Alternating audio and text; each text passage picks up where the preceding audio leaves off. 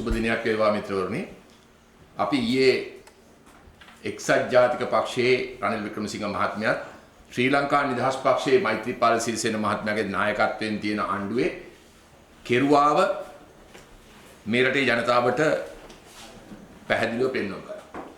ඔවුන් මේ රටේ ප්‍රජාතන්ත්‍රවාදී අයිතියට ජනතාවගේ අයිතියට ඊයේ ප්‍රබල ලෙස ප්‍රහාරය කළා. මිනිස්සු පාරට බැස්සේ මිනිස්සු කිසි දෙයක් ඉල්ලන්නේ නෙමෙයි. තමන්ගේ භූමියේ අයිතිය කාටවත් දෙන්න එපා කියන කාරණේ විතරයි ජනතාව තමන්ගේ ගම්බිම් වල අයිතිය තමන්ගේ භූමියේ අයිතිය පිළිබඳව ප්‍රශ්නයකට තමයි ජනතාව ඊයේ පාරට බෑවේ. ඒ ජනතාවට ඊයේ පොලිස්පතිවරයා ඍජුව මැදිහත් වෙලා පාතාලේ මැරවරය සමග මේ මෙහෙයුම ක්‍රියාත්මක කළේ. වගකීමකින් මම කියනවා මැරවරය කොළඹින් බ්ලූ මැන්ඩල් ප්‍රදේශේ මරදානේ සුදුවැල්ලෙන් කොළොන්නාවෙන් මේ පාතාලේ රැගෙන ගියා. මේ මැරවරය පහර දෙන ආකාරය සාමකාමී උද්ඝෝෂණ සහභාගී වෙන මිනිස්සුන්ට පොලිසිය ආරක්ෂාව ඇතුව ගල් මුල් වලින් පහර දුන්නා. ඔබගේ ආයතනවල වීඩියෝ දර්ශන වලින් ඔබට බලන්න පුළුවන් පොලිසිය ආරක්ෂාව ඇතුව තමයි ගල් මුල් වලින් පහර දුන්නේ. ඒක කාන්තාවක් දකුණු පළාත් සභා මන්ත්‍රීවරයෙක්ගේ බිරිඳක් ගල් අරගෙන පහර දෙනවා. රූපවාහිනී මාධ්‍ය ඔස්සේ ඊයේ ප්‍රවෘත්ති වල වාර්තා කළා. නීතිය නමන පොලිස්පති මේව කවුරුත් දැකලා නැහැ. හැබැයි ගම්බිම් වල තමන්ගේ ඉඩ භූමියේ අයිතිය වෙනුවෙන් සටන් කරපු මිනිස්සු ඊයේ බන්ධනාගාර ගත කරලා ඒ මිනිස්සු පීඩාවට පත් කරලා තියෙනවා. මේ මොකටද ලෑස්ති වෙන්නේ?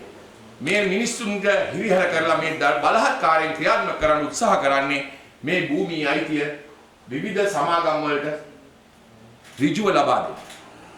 මෙන්න මේ ප්‍රශ්නය බරපතලයි. වරාය නිර්මාණය කිරීමේදී පෙරපැවති රජය කර්මාන්තපුරයක් සඳහා අක්කර 750ක් වෙන් කරලා තිබ්බා. ඒක අවුරුදු දෙකක් ගත වුණා මේ රජය ඇවිල්ලා. එක කර්මාන්ත ආයතනයක් මේ භූමිය ආරම්භ කරලා නැහැ. අක්කර 750ක් වෙන් කරලා තිබුණු කර්මාන්ත පුරවරේ එක කර්මාන්තයක් සඳහා ආයෝජකයෝ ගේන්න මේ ආණ්ඩුවට පුළුවන් කමක් ලැබුණේ නැහැ. අදට අවුරුදු දෙකක් ගත වෙන මේ ආණ්ඩුවට. එහෙම තියෙද්දි අක්කර 15000ක් කර්මාන්ත පුර හදන්න මේ රටට ආයෝජකයෝ කොහෙන්ද ගියේ? අක්කර 15000කට ආයෝජකයෝ එක ආයෝජකයෙක් ගත වුණු අවුරුදු දෙකකට ගෙනාවේ නැහැ. කර්මාන්ත දෙකයි ආරම්භ කළේ. එකක් Volkswagen කම්පැනි ගේනවායි කියලා අමු බොරුවක් ඇදවාලා ගිය සතියේ වෙනත් පෞද්ගලික දේශීය කර්මාන්තකරුවෙක් මෝටර රථ ඇසුරුම් කම්හලක් කියලා එකකට මුල් ගල් තිබ්බා. ඒ මහා බාරකරුට පවරන ලද භූමියක නීති විරෝධී ලෙස එම සමාගමට මේ ඉඩම පැවරුවා. දෙවනුව රබර් කර්මාන්ත ශාලාවට කියලා හොරන ඒ දේශීය ව්‍යාපාරිකෙක් විදේශී ආයෝජකයෝ මේ වෙනකොට ගත වුණු අවුරුදු දෙකේ කවුරුවත් ඇවිල්ලා නැහැ. එහෙම තියෙද්දි හම්බන්තොට වරාය හා මත්තල ගුවන්තොටුපළ ආශ්‍රිතව සංවර්ධනය කිරීම සඳහා මහින්ද රාජපක්ෂ ජනාධිපතිතුමා වෙන් කර තිබුණ අක්කර 750 එක ආයෝජකයෙක් ගේන්න බැරි වෙච්ච ආණ්ඩුවක් අක්කර 15000ක ඉඩම් කාටද දෙන්න ලෑස්ති වෙන්නේ කියන ප්‍රශ්නය මාතරින් වේවා මොණරාගලින් වේවා හම්බන්තොටින් වේවා මේ මිනි මරලා දෙන්න හදන්නේ කාටද කුමකටද කියන ප්‍රශ්නේ අපිට බරපතල ලෙස පැනනගනවා. මේදී ඔබට මතක් කර දෙන්නවා ගිය සතියේ ප්‍රවෘත්ති විදේශීය ප්‍රවෘත්ති මාධ්‍ය වාර්තා කළා බීජිං නගරේ පරිසරය අපවිත්‍ර වෙලා දුමෙන් වැහිලා පහුගිය සතියේ බීජිං නගරේ වැසියන්ට ජීවත් වීමට පුළුවන් කමක් නැතුව මුළු දහවල් කාලය පවා අඳුරේ පවතින තත්ත්වවල බීජිං නගරේ පත් වෙලා තියෙනවා. සැකයක් තියෙනවා. පරිසර විරෝධී පරිසර දූෂණය කරන චීනයට මොකද ලංකාවේ ආයෝජනය කිරීමේ කර්මාන්ත බිහි කිරීමේ අවස්ථාවක් චීනයට නැහැ. කාරණා දෙකක් උඩ. එකක් අපේ රටේ විදුලි අවශ්‍යතාවය සපුරා ගන්න පුළුවන් කමක් නැහැ අපේ ආණ්ඩුවට. කර්මාන්ත ආරම්භ කරන්න අවශ්‍ය විදුලිය උත්පාදනය කරලා නැහැ අපේ රට. ඒ නිසා අලුතෙන් විදුලිය සපයන්න පුළුවන් කමක් නැහැ කර්මාන්ත ශාලා වලට. එක කාරණයක්. අනික මිලි ශ්‍රමය අපේ මිල අධිකයි. චීනයේ මිලි ශ්‍රමය මිල ඉතාමත් පල්ලෙහා මට්ටමක තියෙන. ඒ නිසා මෙහි ආයෝජනය කරලා කුමන සමාගමකටවත් තමන්ගේ නිෂ්පාදනය ලාභදායී මිලකට යම් නිෂ්පාදනයක් කිරීමේ හැකියාවක් නැහැ.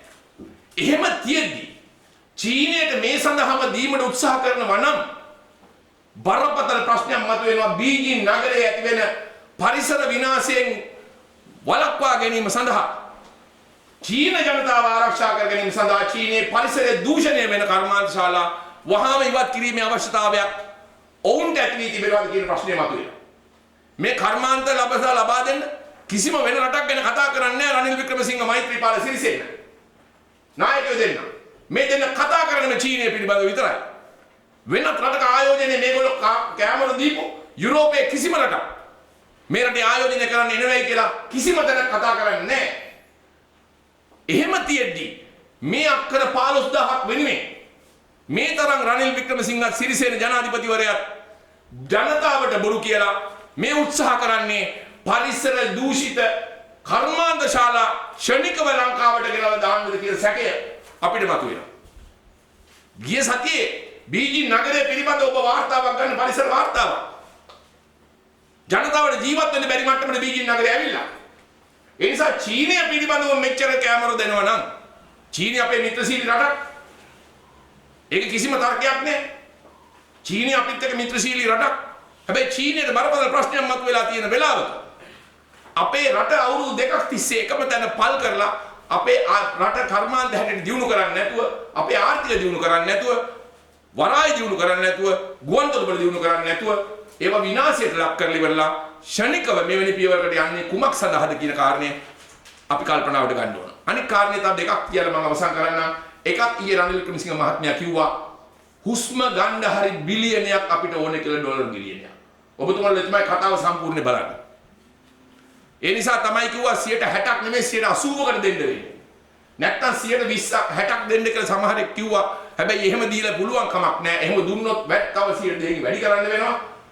හැබැයි බිලියනයක් අපිට මේ අවුරුද්ද ඕන කරනවා. ඒක ගන්න අපි කොහොමද මේ දේ කරන්න ඕනේ කිව්වා. අනිත් කාරණේ තමයි අපේ ලේකම්තුමා පක්ෂයේ ලේකම්තුමා සාගර කාර්යෝසමතුමා කිව්වා වගේ මෛත්‍රීපාල සිරිසේන ජනාධිපතිතුමා මේ රටේ ජනතාවට වරින් වර බොරු කියනවා. ඊයේ පැහැදිලිව මෛත්‍රීපාල සිරිසේන ජනාධිපතිතුමාගේ නියෝජිතයා වරායබාර ඇමතිවරයා අර්ජුන රණතුංග ඇමතිවරයා කියනවා අපේ ලේකම්වරු කිවිසුමක් අස්සම් කරලා තියෙනවා කියලා. පැහැදිලිව අර්ජුන රණතුංගේ කතාව ඊයේ කියනවා. පැහැදිලිවම ඊයේ ප්‍රකාශ කළ අර්ජුන රණතුංග අපේ ලේකම්වරු කිවිසුමක් අස්සම් කරලා තියෙනවා. හැබැයි අපිට අපේ නායකයෝ දෙන්න උපදෙස් දීලා තිනවා මේ ගැන තව කන්සලා බලා කටයුතු කරන්නයි කියලා. තවත් බොරුවක් කිව්වා. මෙන්න මේ විදිහට බොරුවෙන්ම තමයි මේ කාරණාව යන්නේ. ඔබ හිතන්න එපා ඉඩම් භූමිය අයිති ඉල්ල මිනිසුන් විතරක් නෙමෙයි. ඊයේ හිරු මාධ්‍ය ආයතනයේ කැමරාව පැහැරගත්ත අගමැති ආරක්ෂක අංශයේ පොලිස්පතිවරයා ඉද්දි. පොලිස්පතිවරයා ඉද්දි. මාධ්‍ය වලට දැඩිසේ ඉවත් වෙන ලෙස තර්ජනය කළ පොලිස්පතිවරයා මාධ්‍ය නිදහස ලබා දෙන්න ආපු ආණ්ඩුවක් මේක පහර දෙන්නේ එක කණ්ඩායමකට විතරක් නෙමෙයි. මාධ්‍යට, රටේ සිවිල් ජනතාවට, දේශපාලඥයින්ට, සියලුම සංවිධාන වලට, ගොවි ජනතාවට මේ හැම කෙනෙකුට පහර දීම මේ රජය මේ වෙනකොට ක්‍රියාත්මක කරලා තියෙනවා. ඔවුන්ට මේ මැරවරකම් කරගන්න පුළුවන්කමක් ලැබිලා නැහැ. රජයේ නිලධාරීන් සඳහා පූර්ණ සහයෝගය නොදෙන්න නිසා තමයි ඔවුන්ට සිදු වුණා මීට සති කිහිපයකට ඉස්සෙල්ලා නාවික හමුදාපති යොදවන්න රටක හමුදාපතිවරයෙක් යොදවන්න අවස්ථාවක් නැහැ. යම් දෙයක් පාලනය කරන්න ඒක ගිය සති කිහිපයකට කලින් පෙන්වුවා නාවික හමුදාපතිවරයා යොදවලා ඊයේ පෙන්වුවා රටේ පොලිස්පතිවරයා යොදවලා ඔවුන්ගේ මැරවරකම් ක්‍රියාත්මක කරන්න ඔවුන් පොලිස්පතිවරයා යොදවුවා. ඒ නිසා රාජ්‍ය ආරක්ෂක ඇමතිවරයා හැටියට රටේ ජනාධිපතිවරයා හෙට පත්තරේ බලලා බං කිසි දෙයක් දන්නේ නැහැ පත්තරෙන් දැක්ක කියලා අමූලික බොරුවක් කියන්න ලෑස්ති වෙයි. හැබැයි අපි ජනතාවට කියනවා චේතීය රජුරෝ රජ වෙලා අවුරුදු 2යි ඔහුගේ කාල සීමාව නික්මයන්නේ කාලය ළඟා වෙලා තියෙන්නේ. ඒ නිසා ජනතාවට අපි ආරාධනා කරනවා ශ්‍රී ලංකා පොදු ජන පෙරමුණ හැටියට නව රජයක් බලයට පත් කිරීමේ කාර්යය සඳහා අත්වැල් බැඳගෙන පෙරමුණට එන්නේ කියන ආරාධනාව කරමින් මම ඔබ සමග ස්තුතිවන්ත වෙනවා.